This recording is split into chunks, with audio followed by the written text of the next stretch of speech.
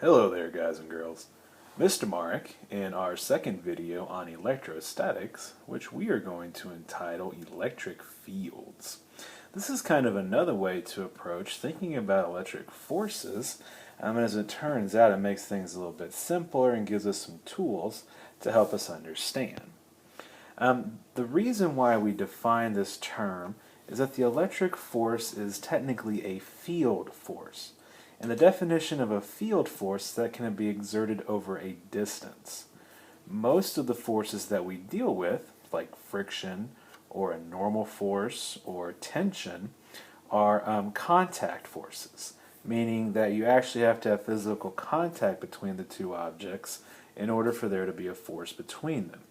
But the electric force is not like that. It can be exerted over a distance.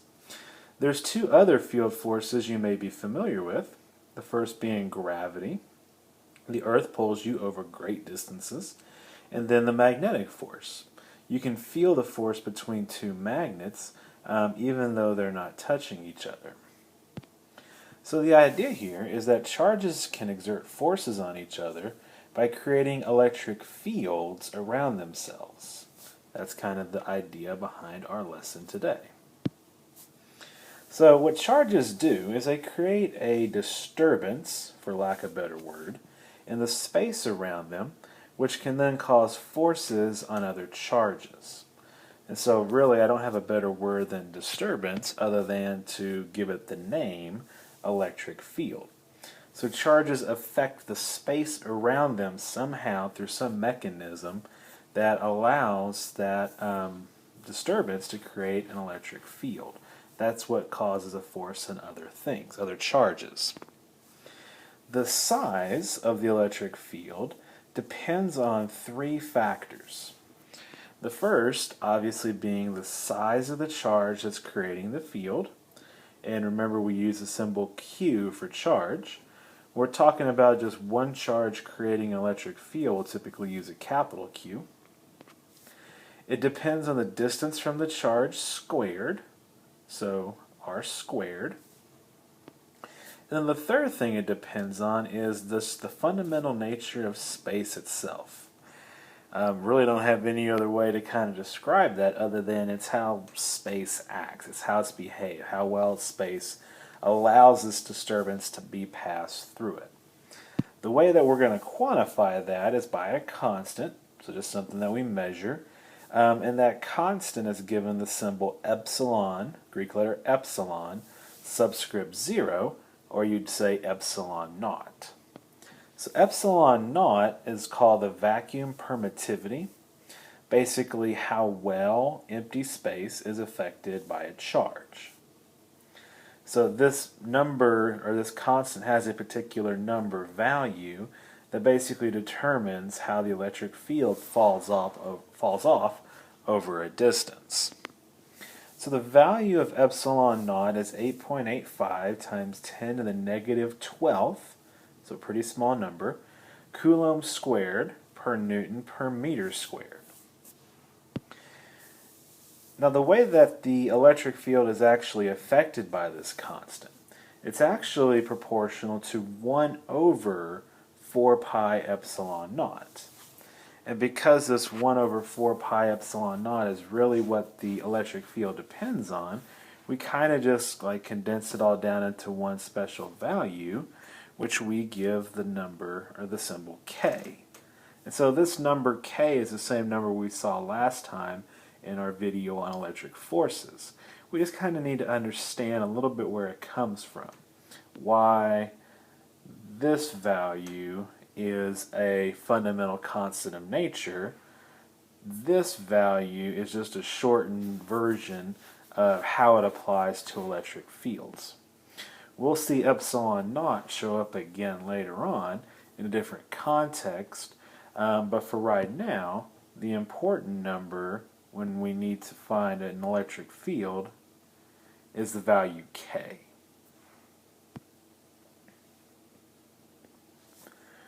I'm sure so far that's clear as mud. Okay, so to kind of put some definitions in here and equations, the size of an electric field, which we give the symbol capital E, is equal to that constant K times Q over R squared. We always put the little vector arrow above the E for electric field. Otherwise, we're going to get it confused with a capital E for energy. Now, this equation is only good for an isolated point charge, meaning something that is small or is spherical and things are a long way away from it. We'll see other situations, and we have to understand we can't use this equation. So the direction of the electric field, because it's a vector, it has a direction, is defined to be the direction of the force on a positive charge, keyword positive, that we place in the field. And such a charge, can be imaginary, would be referred to as a test charge, quote-unquote test charge, because it's something you would use to test the electric field. So, real simple example. Hopefully this helps this make a little bit more sense. Suppose we had a +4 microcoulomb charge, and we wanted to know what is the electric field 0.2 meters away from that charge.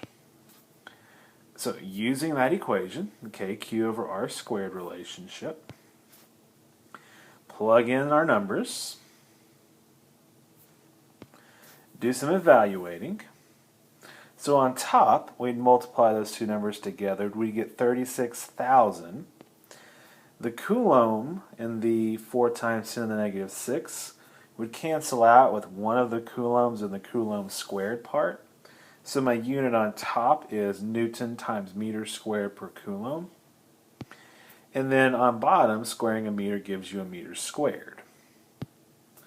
And so dividing 36,000 by 0.04 would give you 9 times 10 to the 5th.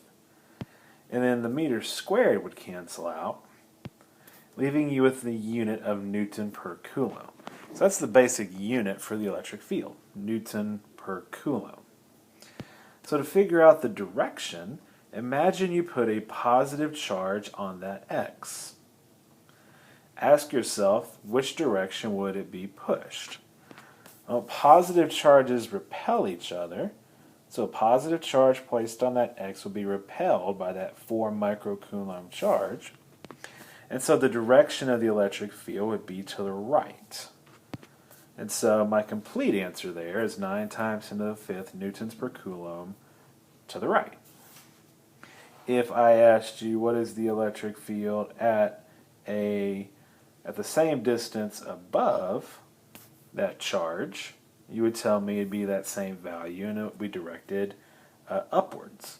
So you just kind of have to understand where you are in relationship to the charge creating the electric field and then decide if a positive charge at that spot would be attracted or repelled by the charge creating the field.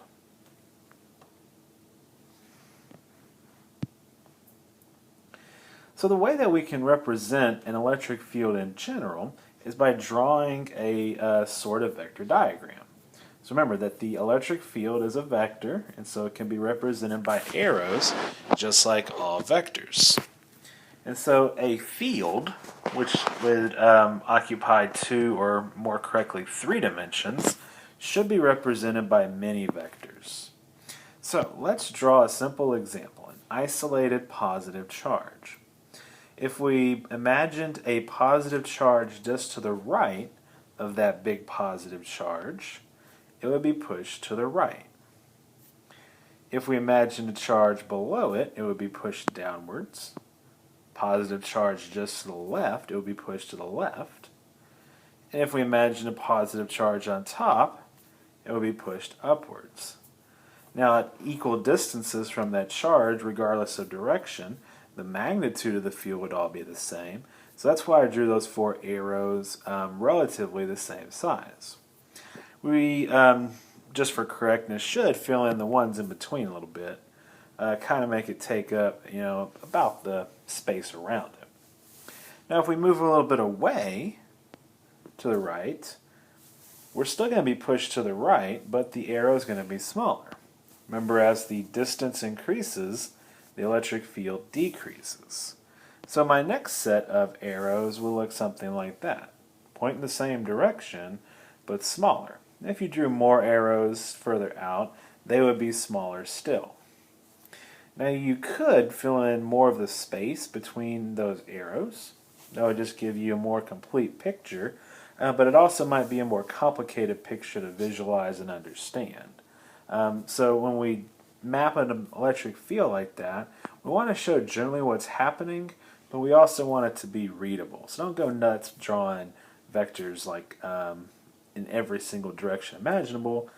You'll run out of time and your picture won't be very readable. Let's do this example. I've got a positive charge and a negative charge separated by some space. This situation would be called a dipole, like two charges near each other. The space to the left, the electric field will look something like that. Charge would want to get away from that positive charge, and so it would move to the left. As it got farther away, the force would become smaller. A positive charge would be pulled towards a negative charge. So on the right side, the electric field arrows, vectors, would be going to the left. Now in between the charges, directly in between the charges, a charge would be pushed away by the positive charge and pulled by the negative charge. And so as it moves away from the positive charge towards the negative charge, it would feel about the same amount of force, give or take. And so the electric field would be pretty consistent in between them directly like that. If we were to move a little bit upwards, our electric field vectors would do something more like that, a little bit more of an arcing motion. The reason is that when the charge is right here, it's more affected by the positive charge than the negative charge. It just basically wants to get pushed away from that positive charge because it's closer. As we move farther away, the negative charge has a bigger and bigger effect, and then by the time we get real close to it, to the negative charge, then the negative charge dominates it. It's much, much closer to the negative charge than the positive charge, and so the arrow is directed basically towards the negative charge. I'm going to try to fill in the rest of this diagram a little bit. My arrows aren't very good. I'm not a very good artiste. But the general trend might start to look something like that.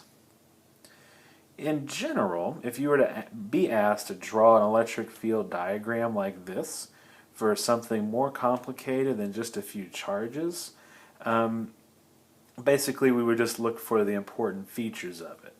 So kind of shown the important features in this electric field diagram. Using a little bit of computer software, we're going to look at this simulation in class. I can kind of get a better picture than what I can just draw. And so this is the same situation, and this simulation uses darker arrows to represent stronger fields. So you can see the field is real strong, close to the charges. And then far away from the charges, it gets like weak. And so what we're going to do in class next time is we're going to use this simulator to get an idea of what these electric fields look like. What we kind of want to eventually be able to do is, given just the field lines, figure out what those charges should be. That's kind of the way you'll be tested, so to speak, on this kind of stuff. Not so much drawing them, but interpreting them. Oh yeah, let's talk a little bit about what happens when you put a conductor in an electric field. Remember that the definition of a conductor is that the charges inside of it are allowed to move around. And remember that metals make good conductors. So when you put a conductor inside an electric field, the charges inside of that conductor are going to be pushed and pulled by the electric field, and so they're going to move around. But quickly, they're going to find an equilibrium, and then they're going to stop moving. When they do that, the electric field inside the conductor is zero. The electric field goes away inside the conductor. If that wasn't the case, then the charges would be moving. Now we're going to get into the situation where we want the charges to move, due to an electric field. We're going to call it a current in an electric circuit, but that's kind of a few units down the road still. So let's look at this example. Suppose we took two plates and we put charge on each of the two plates. A simple diagram might look something like this. One way that we're going to do this later on in class is just to take two aluminum pie plates and connect them to opposite ends of a battery. We're going to call it a capacitor later on. So in between those two plates, you're going to get an electric field. The electric field is basically going to be uniform. That means it's going to be the same throughout. So it would kind of look like that. All the arrows are about the same size, and they all point from left to right. The exception is when you get near the edges. Near the edges, we'll get a kind of bowed out picture more like we had before. So the next question is, what happens if we place a piece of metal in the middle of this situation? We put a piece of metal somewhere in that area. So here's what that situation might look like. When we do that, our electric field stays the same, except it disappears inside the piece of metal. Question is, why did it disappear inside a piece of metal? The answer is those charges can move around. So the positive charges inside the piece of metal would be pushed towards the right side. The negative charges would be pushed towards the left side. And the amount of displacement of those things, how much they're pushed or pulled, would depend exactly on how big the electric field is in that area. So those charges are going to move around until they balance the electric field. So the electric field inside that piece of metal is going to be 0. So here's your thought question for next time. Can you use what you've learned today about electric fields to explain why you are safer inside your car than outside your car during a thunderstorm? You're not going to get electrocuted due to lightning inside your car during a thunderstorm, but you could get electrocuted if you're outside the car. So think on that a little bit, and we're going to spend class next time trying to get a better understanding of how these electric fields are created and what they look like and how to interpret those electric field diagrams. So until I see you then, ta-ta.